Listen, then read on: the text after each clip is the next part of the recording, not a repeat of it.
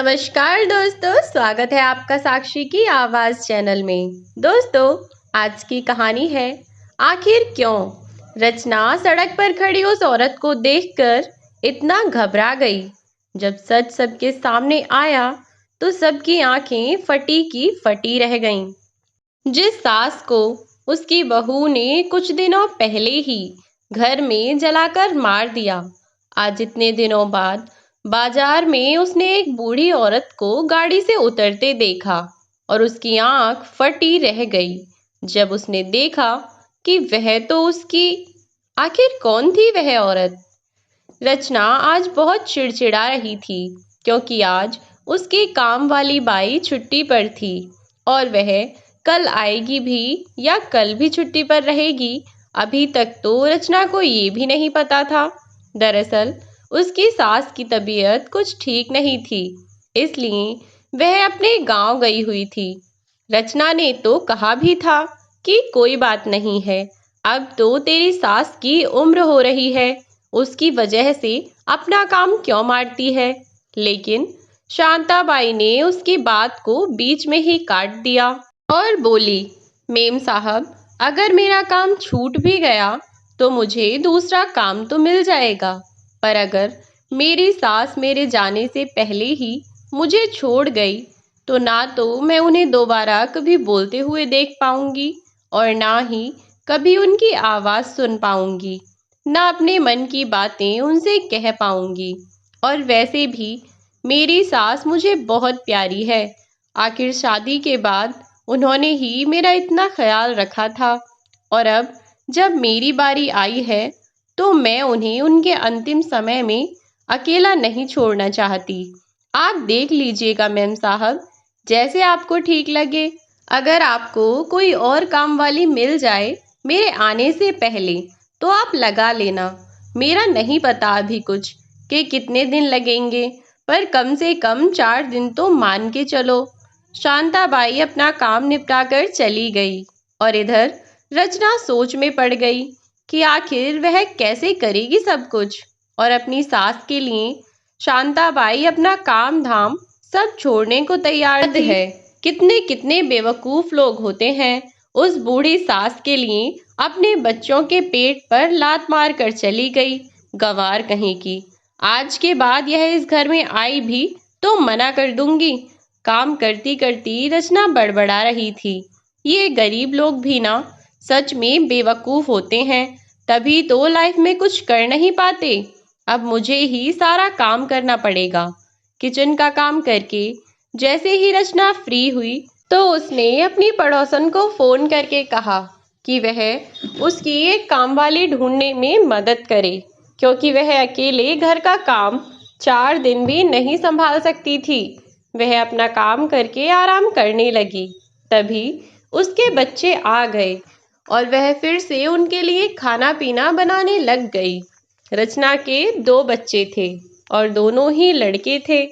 School से आते ही दोनों भूख भूख चिल्लाने लगे। रचना, जो अभी अभी आराम करने लगी थी, फिर से उठकर काम में लग गई। 2 दिन में ही रचना की हालत खराब हो गई और वह कोई काम वाली ढूंढना चाह रही थी, क्योंकि घर का काम उसके बस का नहीं था। वह अगले दिन बाजार से सब्जियां लेने गई और वहां पहुंचकर उसने सब्जियां खरीदना शुरू किया। उसे तो यह भी नहीं पता था कि उसे सब्जियां कैसे कैसे लेनी है। अब तो हद ही हो गई थी। वह बाजार से जैसे तैसे सब्जियां लेकर निकली और ऑटो में बैठने लगी। जब वह ऑटो में बैठकर अपने घर वापस आ रही थी तो उसने वहां सड़क पर खड़े हुए एक बुजुर्ग औरत को देखा, जिसे देखकर वह पूरी तरह सकपका गई और अब वह घबराती हुई ऑटो चालक से बोली, भैया ऑटो यहीं रोक दो, यहीं रोक दो ऑटो। अचानक से रचना के चिल्लाने पर ऑटो वाले ने वहीं ऑटो रोक दिया और बोला, क्या हुआ मैडम, आपने अचानक ऑटो क्यों रुकवा दिया। ऑटो रुकते ही रचना ऑटो से उतरकर पीछे की ओर दौड़ी, जहां उसने उस बूढ़ी औरत को देखा था। लेकिन जब तक वह वहां पहुंची, वह औरत एक बाइक पर बैठकर वहां से जा चुकी थी। और रचना की आंखों से ओझल हो गई। जब वह औरत रचना को कहीं नहीं दिखी तो रचना और ज्यादा बेचैन और परेशान हो गई। वह इधर उधर देखती रही पर वहां कोई न दिखा। तो रचना वापस जाकर उस ऑटो में बैठ गई। ऑटो में बैठने के बाद भी रचना सोच में डूबी हुई थी। उसे इस तरह देखकर ऑटो वाले ने पूछा, क्या हुआ मैम साहब, आपकी कोई रिश्तेदार थी क्या? रचना बोली, नहीं नहीं कुछ नहीं, तुम चलो। ऑटो वाला ऑटो लेकर घर की ओर चल दिया। रचना पूरे रास्ते ही नहीं बल्कि घर पर आने के बाद भी गहरी सोच में डूबी हुई थी। और घर पर आते ही वह सबसे पहले अपनी सास की तस्वीर के आगे जाकर खड़ी हो गई और बोली, ऐसा कैसे हो सकता है? अपनी सास की तस्वीर को देखते हुए वह गहरी सोच में डूब गई और बीती यादों में खो गई। जब वह शादी के बाद घर में आई थी, लेकिन फिर कुछ समय के बाद उसे अपनी सास से बड़ी परेशानी होने लगी। उसकी सास उससे कुछ भी कहती तो उसे बुरा ही लगता और वह दिन रात बस अपनी सास की बुराई ही करती रहती थी। कभी फोन पर अपने भाई बहनों से तो कभी अपनी सहेलियों से। वह हर समय अपनी सास को कोसती रहती थी। न जाने मेरे माँ बाप ने मुझे कैसी जगह छोड़ दिया है, जिसे देखो बस अपना अपना सोचते हैं। इधर वह बुढ़िया है, पूरे दिन जान खाती रहती है, और उधर पति की ना सुनो तो वह है कि सर पर नाचते रहता है। आखिर करूं तो क्या करूं? कभी कभी तो मन करता है कि या तो इन लोगों को मार दूं या फिर खुद मर जाऊं। बड़बड़ाती हुई रचना काम में लगी हुई थी। दरअसल शादी के बाद भी रचना की सास मधु जी ने घर की सारी जिम्मेदारियां रचना के सिर पर नहीं डाली। वे समझती थीं कि रचना अभी छोटी है इन सारी जिम्मेदारियों को संभालने के लिए।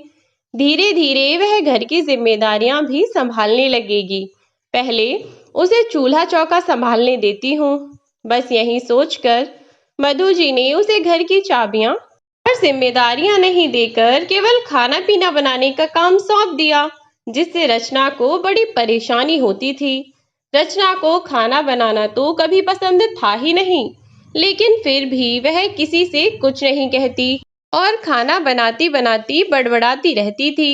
एक दिन जब वह खाना बनाते हुए बड़बड़ा रही थी, तब मधु जी ने उसकी सारी बात सुन ली और उन्होंने रचना को अपने पास बुलाकर कहा, रचना बेटा, अगर तुझे खाना बनाना अच्छा नहीं लगता तो मुझे बता दिया होता, मैं तुझे खाना बनाने का काम क्यों देती।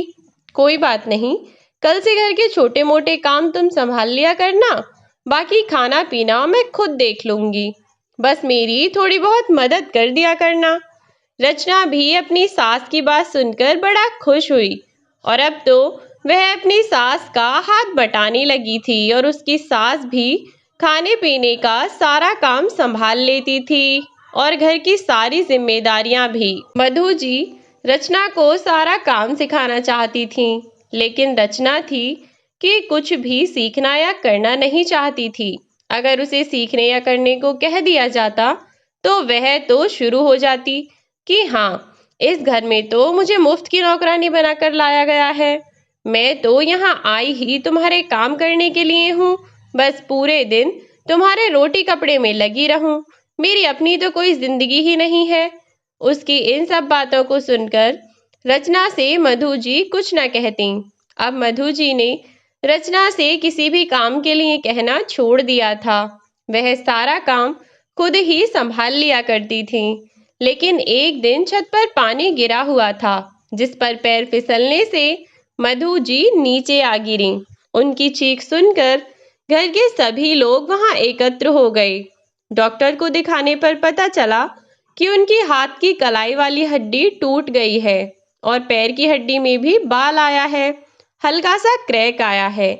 इसलिए मधु जी को डॉक्टर ने महीने भर का कंप्लीट बेड रेस्ट बोल दिया। बस फिर क्या था, अब तो जैसे रचना की आफत आ गई। घर का सारा काम उसे करना पड़ता था। ऐसे में उससे कोई छोटे मोटे काम के लिए बोल दे तो बस उसका तो पारा और चढ़ जाया करता था। तब रचना के पति सुमित ने उसकी सुविधा के लिए एक काम वाली रख दी, जो सुबह आकर झाड़ू पोछा और बर्तन का काम निपटा जाया करती थी। लेकिन रचना को तो खाना बनाना भी बहुत बड़ा काम लगता था, और ऐसे में मधु जी के काम भी बढ़ गए थे। उन्हें नहलाना, उनके कपड़े बदलना, सर धुलना, नाश्ता कराना जैसी चीजें। अब फिर से एक और फुल टाइम केयर टेकर को मधु जी के लिए अपॉइंट किया गया। वह मधु जी का पूरा ध्यान रखती। अब रचना के लिए केवल उसके घर का काम ही रह गया था, जिसके लिए उसके पति ने एक काम वाली लगाई हुई थी। लेकिन फिर भी रचना को इन जरा जरा सी बातों से इतनी परेशानी होती थी कि बस क्या ही पूछो। एक दिन मधु जी सोकर उठी तो उन्होंने रचना को आवाज लगाई, रचना बेटा, मेरे लिए एक गिलास में गर्म पानी दे जा। मधु जी रोज सुबह उठकर गर्म पानी पिया करती थीं, और आज मधु जी की केयर टेकर छुट्टी पर थी, इसलिए मधु जी ने रचना को आवाज लगाई। रचना ने उन्हें पानी दिया और अपने कमरे में जाकर सो गई। 7 बजे के आसपास मधु जी ने रचना को आवाज लगाते हुए कहा, रचना बेटा उठ जा, तुझे बच्चों के लिए नाश्ता भी बनाना है और सुमित भी ऑफिस जाएगा, तुझे उसके लिए भी लंच पैक करना है। उठ जाओ वरना पूरा दिन तुझे काम में निकल जाएगा। रचना बड़बड़ाती हुई उठी। इस घर में पूरा दिन बस काम काम, यह नहीं जरा देर आराम करने दें। रचना बड़बड़ाती हुई उठ गई और किचन में जाकर लग गई। किचन में नाश्ता वगैरह बनाकर सबको नाश्ता कराया और सब अपने अपने काम पर निकल गए। सुमित ने बच्चों को स्कूल छोड़ दिया और खुद ऑफिस चला गया। घर पर मधु और रचना ही थे। रचना आज फिर से अपने किचन का काम करती हुई बड़बड़ा रही थी, भगवान जाने कब ठीक होगी ये बुढ़िया। अब तो कितने दिन हो गए पड़े पड़े, पता नहीं इतनी चोट लगी भी है या वैसे ही ड्रामा बनाई पड़ी है। भगवान जाने कब उठेगी।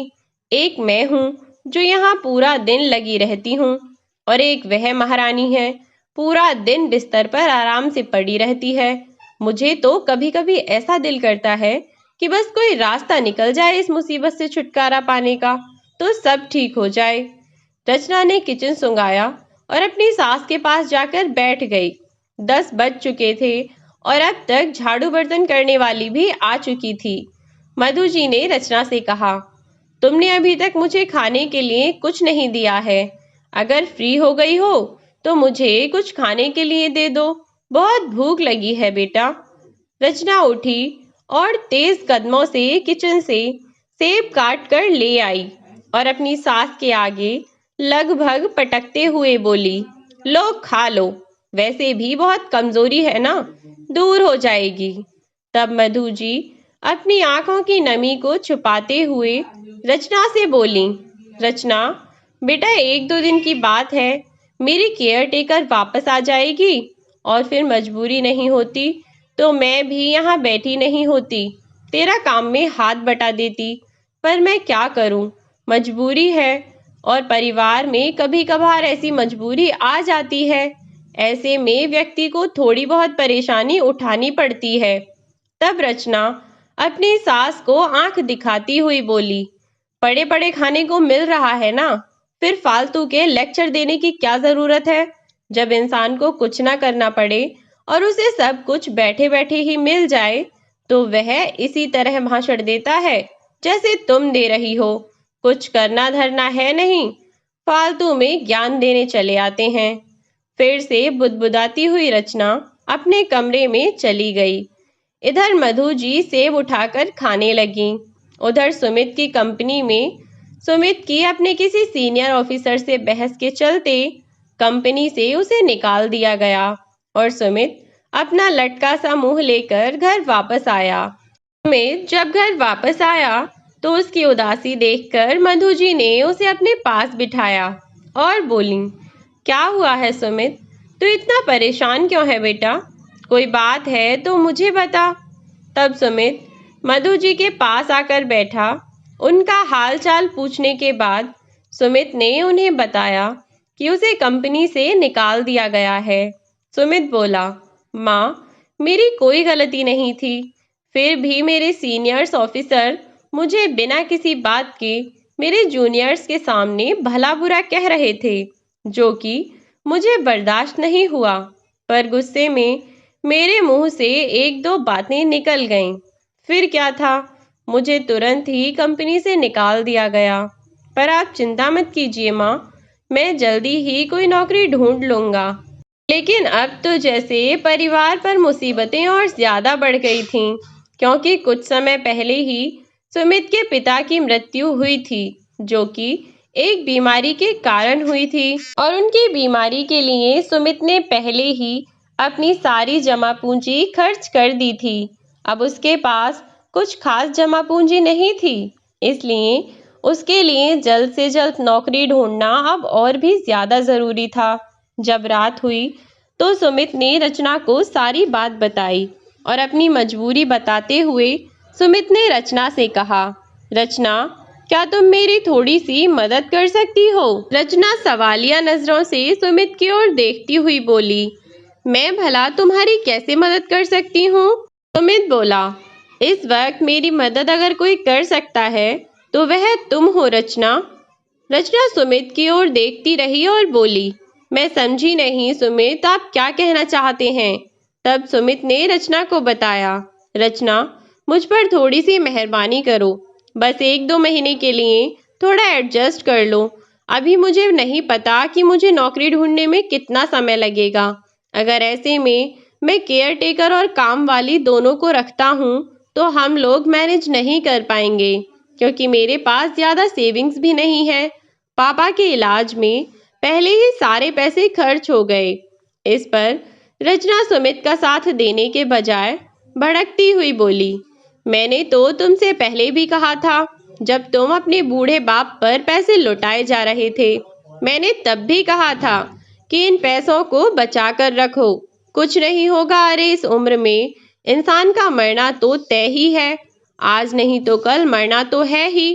फिर भी तुमने मेरी एक न सुनी और अपने बाप पर इतने पैसे उड़ा दिए। सुमित अब थोड़ा गुस्सा होते हुए बोला, यह तुम क्या बकवास कर रही हो? मैं तुम्हें अपने मजबूरी भरे हालात बता रहा हूँ और तुम मुझे बातें सुनाने में लगी हो। और आखिर तुम मुझे सुना भी किस बात के लिए रही हो? इस बात के लिए कि मैं अपने पिताजी के इलाज के लिए पैसे क्यों दिए? तुम्हारा दिमाग खराब हो गया है शायद, तभी तुम इतनी बेवकूफी भरी बातें कर रही हो। अरे मैं उनका इकलौता बेटा हूँ, अगर मैं उनके लिए यह सब नहीं करूँगा तो कौन करेगा? और जहाँ तक बात रही मौत की, तो वह तो एक दिन सबको ही आनी है, और यह बात मैं भी अच्छे से जानता हूँ। पर इसका मतलब यह तो नहीं कि मैं तुम्हें जहर देकर मार डालूं, या फिर अगर तुम्हें कोई मारने की कोशिश कर रहा हो तो मैं तुम्हें बचाने की कोशिश भी ना करूं। बिल्कुल वही मैंने अपने पिताजी के लिए किया। मेरा धर्म था कि मैं पूरी कोशिश करूं कि मैं उन्हें किसी भी तरह बचा सकूं।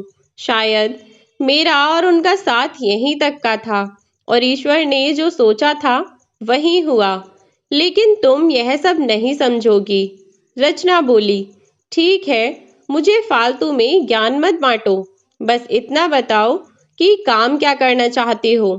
साफ साफ शब्दों में कहो कि क्या कहना चाहते हो। रचना ने भी थोड़ा तेजी में कहा। तो सुमित ने बोला, साफ साफ सुनना चाहती हो तो ठीक है, मैं चाहता हूँ कि 1-2 महीने के लिए तुम खुद से माँ का ध्यान रख लो, या फिर घर के सारे काम संभाल लो, क्योंकि हमें अगले महीने के लिए भी पैसे बचा कर रखने हैं। अगर मुझे नौकरी नहीं मिल पाई तो बड़ी परेशानी हो जाएगी, इसलिए थोड़ा सा सोच कर चलना पड़ेगा। और फिर तुम्हें कुछ करने के लिए नहीं कह रहा हूँ, बस घर के ही तो काम है और माँ का ध्यान रखना है। रचना अपनी भौहें सिकोड़ती हुई बोली, अच्छा, बस घर का काम और तुम्हारी माँ का ध्यान रखना है? तुम ऐसे तो खुद हो, और ऐसे ही तुमने मुझे नौकरानी बना रखा है। बस पूरे दिन कामों में लगे रहो, और अभी तक जो समय मिल जाता था आराम करने का, अब वह भी नहीं मिलेगा। बस तुम्हारी माँ के कपड़े धो तो कभी उन्हें खाना खिलाओ। मैं तो 2 दिन में ही मेरा यह हाल है, तो फिर मैं भला 1-2 महीने कैसे संभालूंगी? इस पर सुमित ने कहा, ठीक है बाबा, 2 महीने नहीं तो बस 1 महीने सही। मैं वादा करता हूँ कि मैं 1 महीने में कहीं से भी नौकरी ढूंढ लूंगा। बस 1 महीने के लिए थोड़ा मैनेज कर लो। सुमित ने लगभग विनती करते हुए रचना से कहा। रचना इस बार मना नहीं कर पाई। वह मन मारते हुए बोली, ठीक है, मैं कोशिश करूंगी और अपनी माँ को समझा देना कि मुझसे ज्यादा मीन मेक ना निकाल कर दिखाएं। जैसा कर दूं वैसा ठीक है, जैसा दे दूं चुपचाप वैसा खा लें, ज्यादा 3-5 ना करें। सुमित ने रचना को शुक्रिया बोलते हुए कहा, थैंक यू सो मच रचना, तुम नहीं जानती कि तुमने मेरी कितनी बड़ी मुश्किल आसान कर दी है। मैं तो सुबह से सोच सोच कर परेशान था कि तुम कैसे मानोगी, पर फाइनली तुम मान ही गईं। अगली सुबह सब अपने अपने कामों में लगे हुए थे। रचना की तो जैसे आफत आ गई और सच में उस पर काम का दबाव पड़ रहा था, लेकिन मजबूरी थी।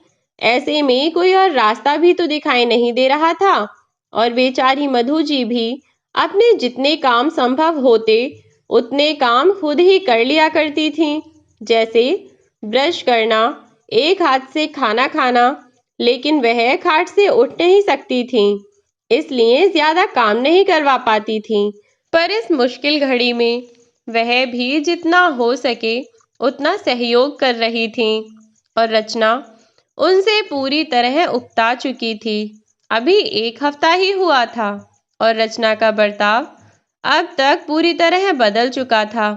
रचना का व्यवहार अपनी सास के प्रति बदल चुका था। वह अपनी सास से बिल्कुल भी तमीज से बात नहीं करती, हमेशा बुढ़िया बुढ़िया कहती रहती। यदि मधु जी किसी काम से आवाज लगाती तो कई बार वह आवाज सुनकर भी टाल दिया करती। यह सब मधु जी को भी समझ आ रहा था, लेकिन वह क्या कहती, वह मजबूर थी। बेचारी सब कुछ सहन कर रही थी। रचना पर काम का दबाव बहुत ज्यादा बढ़ गया है, इसलिए कभी कभी थोड़ा चिड़चिड़ा जाती है। यही सोचकर खुद को बहला लिया करती थी।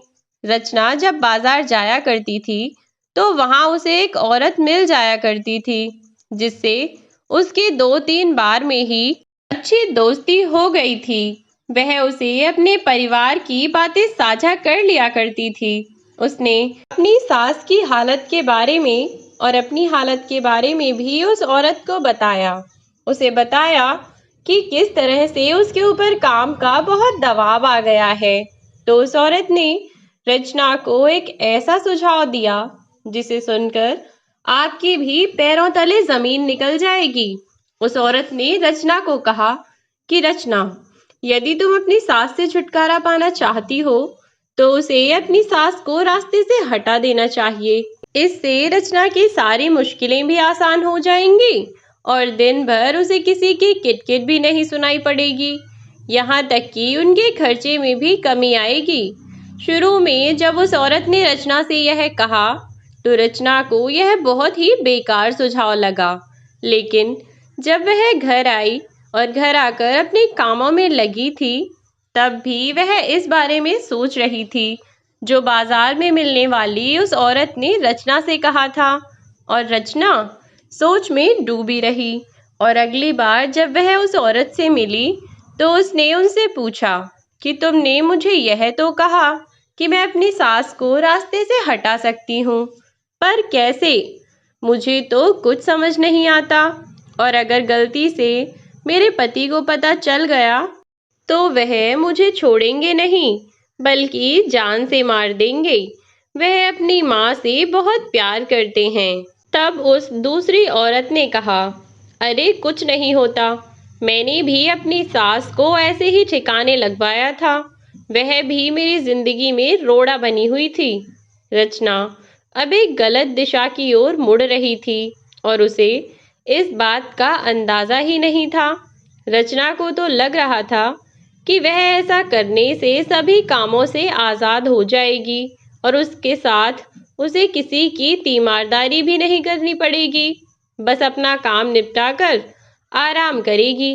बहुत सोचने समझने के बाद रचना को एक आइडिया आया। उसने रेगुलेटर को खुला छोड़ दिया और खुद बाजार में सब्जियां लेने चली गई। उसकी सास घर पर अकेली थी और उन्हें अंधेरे से बहुत परेशानी भी थी। इसलिए रचना जानबूझकर घर की सारी लाइट बंद करके शाम के समय बाजार निकली और अपनी सास के सिरहाने माचिस रखकर चली गई। शायद ईश्वर को उस वक्त यही मंजूर था। अब तक अपनी बहू के बर्ताव को देखते हुए मधु जी, संभव हो या ना हो, हमेशा ही कोशिश करती थी कि अपने काम वह खुद ही कर लिया करें। जब रचना बाजार गई तो उससे बहुत देर पहले से ही मधु जी उससे पानी मांग रही थी। लेकिन हद तो तब हो गई जब रचना उनकी बात सुनकर उन्हें पानी तक नहीं दिया। पानी लेने के लिए मधु जी एक पैर के सहारे कुछ दूर पर रखे डंडे को उठाकर उसे अपना सहारा बनाकर किचन तक पहुंची। पर शायद इस दिन किस्मत रचना पर कुछ ज्यादा ही मेहरबान थी। जुकाम के कारण मधु जी कुछ न सूंघ पाई और बेचारी जैसे ही पानी गर्म करने के लिए गैस चलाने लगी, वैसे ही किचन में ब्लास्ट हो गया और पूरे किचन में आग लग गई। पूरे घर में धुआं धुआं हो गया। जब रचना बाजार से लौटी तो वह उस धुएं को देखकर बहुत खुश हुई। उसे लगा कि अब उसकी सारी मुसीबत की जड़ अपने आप खत्म हो गई। अब उसे उसकी सास की रोज रोज की किटकिट नहीं सुननी पड़ेगी। मन ही मन अपनी खुशी को दबाती हुई रचना अपने घर की ओर दौड़ी और जोर जोर से चिल्लाने लगी और आसपास के लोग रचना के घर के पास आवाज सुनकर आ गए थे, जिन्हें देखकर रचना और दहाड़ मार मार कर रोने लगी और ऐसा दिखावा करने लगी कि वह अपनी सास को बचाने के लिए मरी जा रही है। वह अपने घर में बार बार जाने की कोशिश करने लगी थी, लेकिन पड़ोसियों ने उसे अंदर जाने से रोक लिया। शाम हुई और अब तक सुमित भी वापस लौट चुका था, जो कि अपना काम मिलने की खुशी में बहुत खुश था। दरअसल जब से नौकरी छुट्टी थी, सुमित डेली किसी न किसी कंपनी में इंटरव्यू देकर आता था और आज सुबह भी सुमित नौकरी ढूंढने ही गया था और वह अपने हाथ में मिठाई का डब्बा लेकर वापस आया था, क्योंकि आज उसे नौकरी मिल गई थी। जैसे ही उसने अपने घर के बाहर इतनी भीड़ लगी देखी तो वह अपने घर की ओर दौड़ा। पास जाकर देखा तो उसके घर में आग लगी हुई थी और रचना चिल्ला चिल्ला कर रो रही थी और अपनी सास को पुकार रही थी, जिसे देखकर सुमित हड़बड़ा गया। वह घबराते हुए बोला, रचना, यह सब क्या हुआ है और माँ कहाँ है? तब रचना ने रोते रोते घर की ओर इशारा कर दिया, जहां अभी भी धुआं उठ रहा था। सुमित ने जैसे ही घर की ओर देखा तो उसकी चीख निकल गई और वह अपनी माँ को बचाने के लिए घर की ओर दौड़ा, लेकिन पड़ोसियों ने उसे भी पकड़ लिया तो वह चिल्लाता रहा और रोता रहा, अपनी माँ को पुकारता रहा। लेकिन अब तक शायद बहुत देर हो चुकी थी।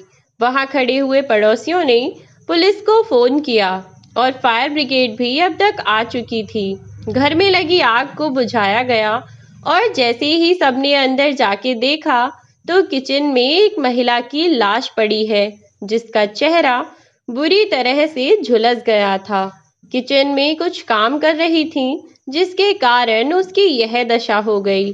अब तो सुमित का रोते रोते बुरा हाल था और उसकी बीवी रचना झूठ मूठ का दिखावा कर रही थी। ऐसे ही समय बीत रहा था। मधु जी की 13वीं कर दी गई और अब रचना और उसका पति सुमित दोनों उसी घर में खुशी खुशी रह रहे थे। समय के साथ साथ सुमित ने भी अपने दुख को भुलाना चाहा और फिर सुमित और रचना के बच्चे बड़े हो रहे थे और यह सब बच्चों के सहारे ही संभव था, जो सुमित इतने बड़े दुख को भुला पा रहा था। अब सब अपनी अपनी जिंदगी में व्यस्त हो चुके थे। सुमित की नौकरी पहले से भी कहीं ज्यादा अच्छी जगह लगी हुई थी, इसीलिए किसी चीज की कोई परेशानी नहीं आई थी। सुमित ने एक कामवाली लगाई हुई थी जो कि घर के लगभग सभी काम कर दिया करती थी। बच्चों के कुछ कामों को रचना निपटा दिया करती। बस कुछ दिनों के लिए कामवाली शांताबाई अपने घर गई हुई थी, जिसके कारण रचना को बाजार जाना पड़ा और उसने वहां पर एक बूढ़ी औरत को खड़े हुए देखा था। तभी पीछे से बच्चों की आवाज ने ऐसे उसे नींद से जगा दिया। स्कूल से आकर बच्चे खाने के लिए चिल्ला रहे थे। तभी खुद को संभालती हुई रचना बोली, जिस इंसान का अंतिम संस्कार मैंने अपने हाथों से किया, आखिर वह वापस कैसे आ सकती है? ऐसा कैसे हो सकता है? नहीं, यह संभव नहीं है। जरूर मुझे कोई गलतफहमी हुई है। मन ही मन खुद को समझाती हुई रचना बाहर चली गई, पर उसकी सास का चेहरा उसकी आंखों के आगे घूम रहा था। वह जाकर अपने बच्चों के लिए खाना बनाने लगी। जब वह खाना बनाने के लिए किचन में गई तो पुरानी सारी बातें उसके दिमाग में घूम गईं कि उसकी सास जब यहाँ खाना बनाने आई होंगी या किचन में कुछ काम करने आई होंगी, तब हुए ब्लास्ट के कारण उनकी जान चली गई, जिसका अंतिम संस्कार हमने अपने हाथों से किया। तो वह आखिर जिंदा कैसे हो सकती है? इस सवाल ने रचना को अंदर तक झकझोर कर रख दिया। वह ना कुछ खा पा रही थी और ना ही कुछ पी पा रही थी। शाम को सुमित जब अपने ऑफिस से लौटा तो उसने नोटिस किया कि रचना बहुत खोई खोई थी। सुमित ने रचना को छेड़ते हुए कहा, रचना, क्या हुआ? बड़ी परेशान हो?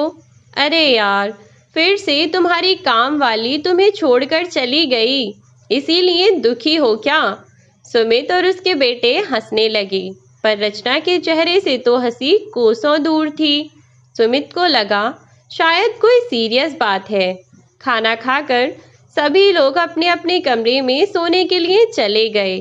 तब सुमित ने दोबारा रचना से पूछा तो रचना ने बताया कि मैंने आज सुबह बाजार में मम्मी जी को खड़े हुए देखा था।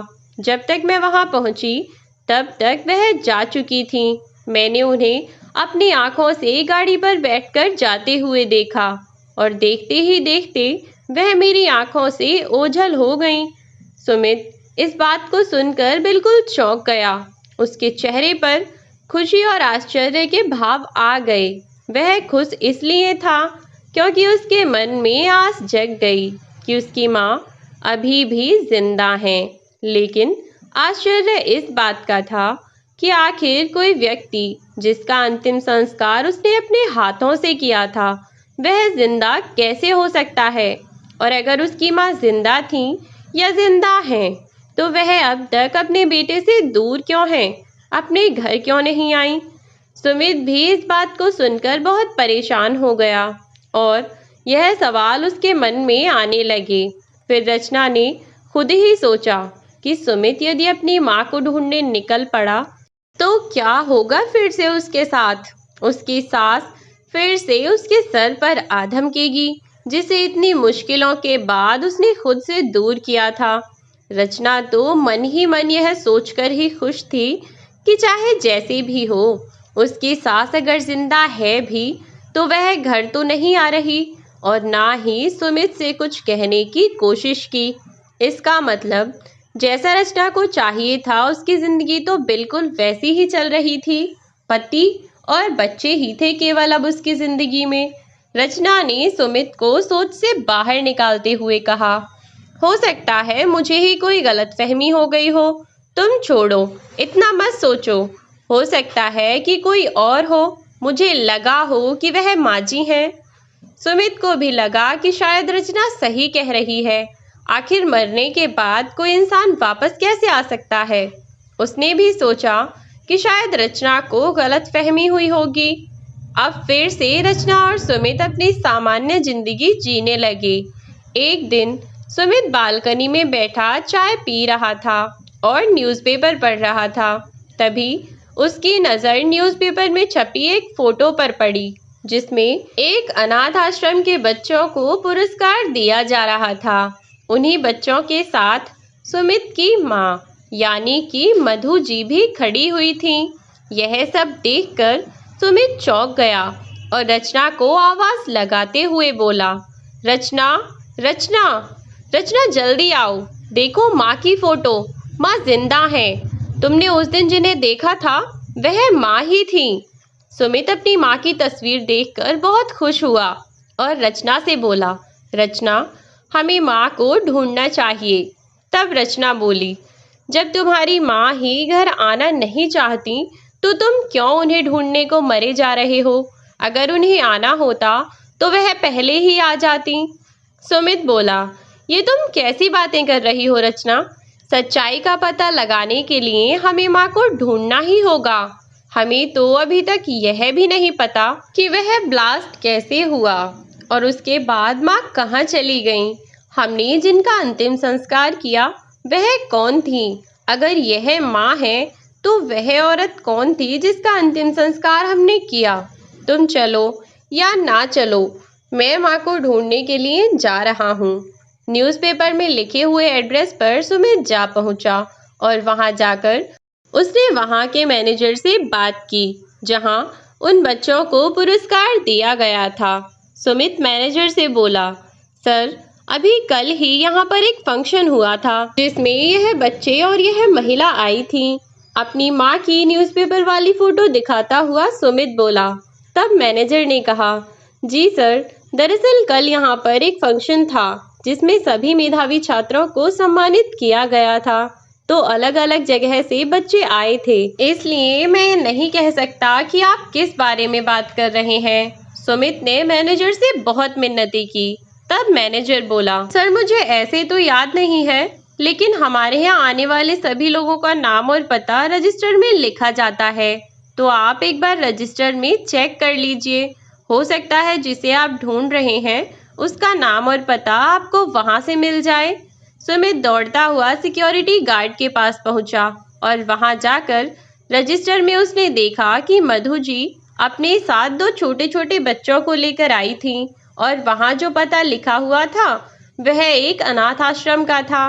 सुमित पता लिखकर उस अनाथ आश्रम में पहुंचा, जहां जाकर उसने देखा कि वहां तो बहुत सारे बच्चे खेल रहे थे, जिनमें से एक बच्चा वही था जो कि न्यूज़पेपर में मधु जी के साथ था। सुमित ने उस बच्चे को अपने पास बुलाया और उससे मधु जी के बारे में जानना चाहा। तस्वीर दिखाते हुए जब उसने अपनी माँ के बारे में पूछा तो उन बच्चों ने बताया कि यह तो हमारी अम्मा जी हैं जो हमारा ध्यान रखती हैं, हमारे खाने पीने के लिए लाती हैं और हमें नए नए कपड़े भी दिलाती हैं। सुमित ने ऑफिस में जाकर देखा तो वहां पर अनाथ आश्रम के संचालक बैठे हुए थे। सुमित ने उनसे मधु जी की तस्वीर दिखाकर उन्हें सारी सच्चाई बताई और बताया कि मधु जी मेरी माँ हैं, मुझे किसी भी तरह उनसे मिलना है, आप मुझे उनका पता दे दीजिए। पहले तो अनाथ आश्रम के संचालक ने मना कर दिया, फिर सुमित के बहुत रिक्वेस्ट करने पर उसने मधु जी के घर का पता दिया। सुमित जब घर पहुंचा तो देखा कि घर पर ताला लगा हुआ है। पड़ोसियों से पूछने पर पता चला कि वहां एक बूढ़ी औरत रहती है जो कि अधिकतर बाहर ही रहती है और उसके साथ उसकी एक बेटी भी रहती है। सुमित यह सब सुनकर चौंक गया क्योंकि मधु जी की तो कोई बेटी नहीं थी, सुमित ही उनकी इकलौती औलाद था। फिर भी सुमित ने खुद को संभालते हुए सोचा कि आज वह अपनी माँ से मिलकर ही रहेगा। वह वहीं घर के बाहर खड़ा होकर इंतजार करने लगा।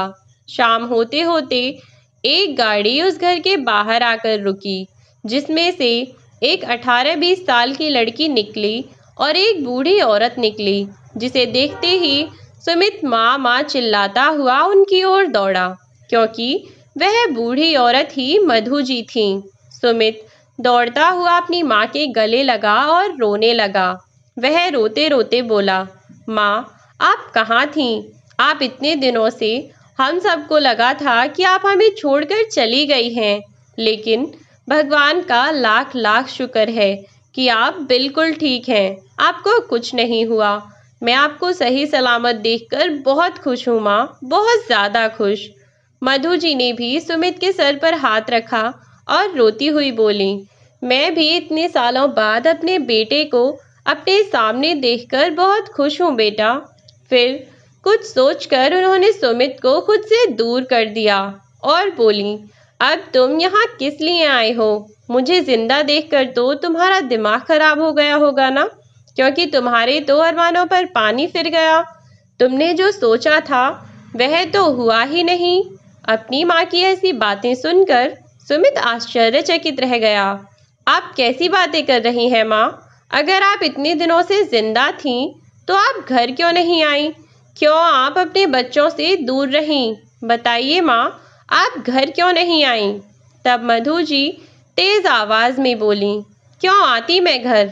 इसलिए कि तुम और तुम्हारी पत्नी मिलकर मुझे फिर से मारने की कोशिश करो। मैंने सब कुछ अपने कानों से सुना। इसके बाद मैं वहां से भाग निकली, वरना शायद तुम दोनों मुझे जिंदा ही नहीं छोड़ते। सुमित अपनी माँ के मुंह से यह सब सुनकर स्तब्ध रह गया। माँ, यह आप कैसी बातें कर रही हैं? मैं भला आपको क्यों मारना चाहूंगा? और रचना, वह तो आपके जाने से बहुत दुखी थी। हम दोनों को लगा कि शायद आप इस दुनिया में नहीं रहीं, और आज इतने वर्षों बाद जब मैंने आपकी तस्वीर देखी तो बस आपको ढूंढने के लिए निकल पड़ा। मैं आपको नुकसान पहुंचाने के बारे में सोच भी नहीं सकता। फिर आपने यह कैसे कह दिया कि मैं आपको मारना चाहता हूँ? बताइए माँ, आपने ऐसा क्यों कहा? तब मधु जी ने सुमित से कहा, क्या तुम्हें सच में नहीं पता कि तुम्हारी पत्नी ने मेरे साथ क्या किया है? सुमित बोला, माँ, आप मुझे साफ साफ बताइए कि आप क्या कहना चाहती हैं। मैं आपकी बातें समझ नहीं पा रहा हूँ। मधु जी ने सुमित को उस दिन की सारी बातें बताना शुरू किया। जब उस दिन तू काम ढूंढने के लिए घर से निकल चुका था, तब रचना ने दोपहर तक भी मुझे खाने को कुछ नहीं दिया। फिर दोपहर में सेब खिलाकर वह शाम के समय बाजार के लिए निकल गई, और मुझे उस समय बहुत ज़्यादा भूख लगी थी। तो मैंने अपनी दोनों सहेलियों को बुला लिया, जो कि वृद्ध आश्रम में रहती थीं। लेकिन जब तक वह आईं, तब तक मैंने सोचा कि मैं खुद ही किचन में जाकर कुछ बना लेती हूँ। मैं धीरे धीरे लकड़ी के सहारे दरवाजे तक पहुंची। तब तक मेरी दोनों सहेलियां दरवाजे पर थीं। मैं जैसे तैसे बाहर तक पहुंची और जाकर दरवाज़ा खोलकर पीछे नहीं हट पाई कि दरवाज़ा खुलने से मैं नीचे गिर पड़ी और मेरे हाथ में लगी हुई चोट और ज़्यादा दर्द करने लगी।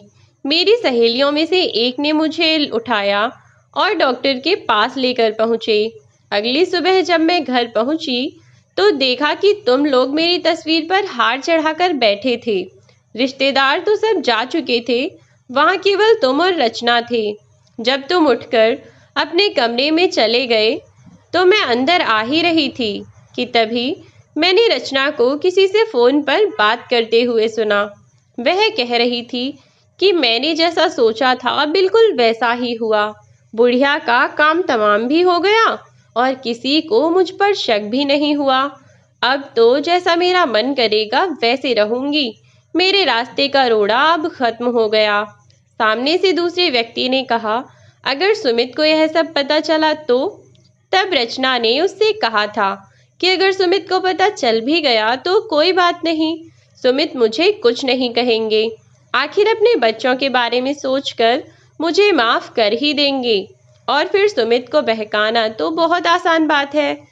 उसकी सारी बातें सुनकर मैं वहीं से वापस आ गई अपनी सहेली के साथ, और हम जैसे तैसे अपना जीवन यापन करने लगे। और अब यह मेरी बेटी है। मैं और मेरी बेटी इसी घर में रहते हैं। उस लड़की को अंदर जाने का इशारा करते हुए मधु जी बोली, बेटा तुम अंदर चलो, मैं अभी आती हूँ। वह लड़की अंदर गई तो मधु जी ने कहा, दरअसल हमारे वृद्धाश्रम के जो मालिक हैं वह विदेश में रहते हैं और यह उनकी बेटी है। उनकी उम्र भी लगभग तेरे जितनी है। वह भी मुझे अपनी माँ के समान ही समझता है।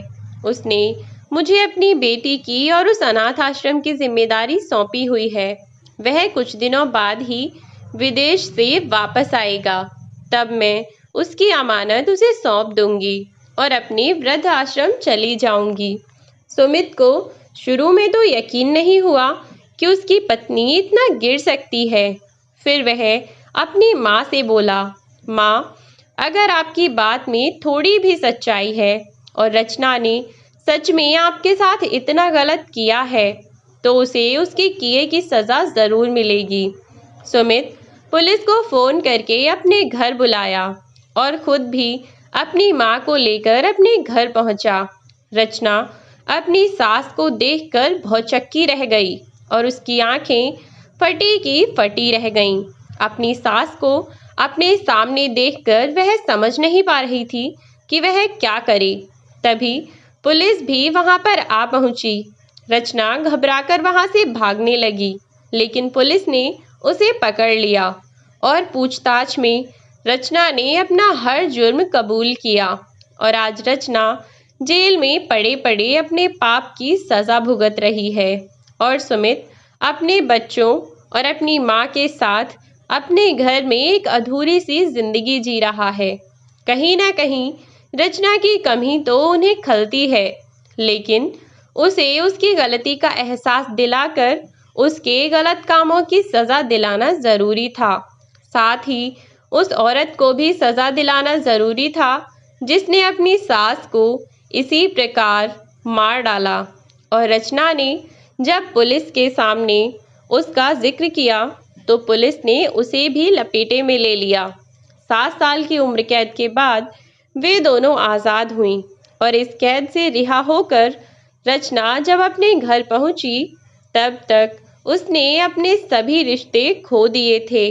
वह घर के अंदर तो रह रही थी, लेकिन कोई भी ना तो उससे बात करना चाहता था और ना ही उसे अपने आसपास देखना चाहता था। लेकिन क्या करते, जो रिश्ते ईश्वर से बने थे बस उन्हें निभा रहे थे। रचना ने अपने हाथों से अपनी जिंदगी बर्बाद कर ली। इस कहानी से आपको क्या सीख मिली, कमेंट बॉक्स में ज़रूर बताएं। वीडियो अच्छी लगी हो तो लाइक और शेयर करना ना भूलें। यदि आप चैनल पर नए हों तो चैनल को सब्सक्राइब ज़रूर कर लें। मिलती हूँ आपसे एक नई कहानी के साथ। तब तक के लिए बाय बाय मेरे प्यारे दोस्तों, अपना ख्याल रखें। और आज की कहानी बहुत बहुत बहुत लॉन्ग हो गई है, लेकिन फिर भी आपने इसे पूरा सुना, उसके लिए थैंक यू सो मच।